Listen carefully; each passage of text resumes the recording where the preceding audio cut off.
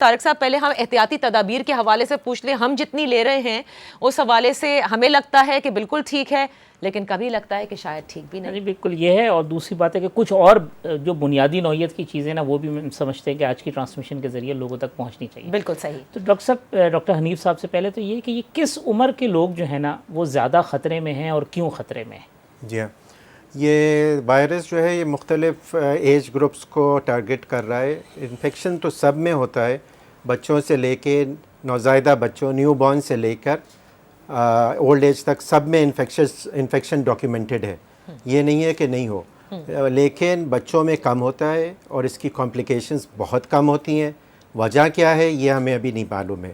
لیکن جو لوگ انڈرلائنگ کنڈیشنز جن کی ہوں, جن میں ہائپر ٹینشن ہو, ڈائبٹیز ہو, کارڈیو ویسکولر ڈیزیز ہو, ان کو کیمو تھراپی مل چکی ہو, یا وہ بایولوجیکل ایجنٹس پر ہوں جو آج کل ریمیٹولوجیکل کنڈیشنز کے لیے بہت استعمال ہوتے ہیں, اسٹیرائڈس پر ہوں, یا 65 پلس ہوں, ان میں یہ وائرس زیادہ تر سیویئر ڈیزیز کاز کر سکتا ہے. لیکن ایک بات جو بہت امپورٹنٹ ہے سمجھنے کی, کہ 100 لوگوں میں سے 80 لوگوں میں یہ مائلڈ نزلہ زکام کاز کرے گا. ٹھیک ہے. 15% میں یہ کرٹیکل ڈیزیز کرے گا, داخل ہوں گے اسپتال میں, اور 5% ایسے ہوں گے جن میں زیادہ تر انڈرلائنگ کنڈیشنز اور اولڈ ایج معمر حضرات ہوں گے جو وینٹیلیٹ ہوں گے, اور خدا خواستہ جن کا ڈر ہوگا کہ وہ شاید اور یہ جو بڑے بزرگ ہیں ان کو کسی ایسے آدمی سے بھی لگ سکتا ہے جس کے بظاہر کوئی سمٹم نہ ہو لیکن اس کے اندر وائرس کیری کرتا ہو, یعنی کوئی نوجوان ہے یا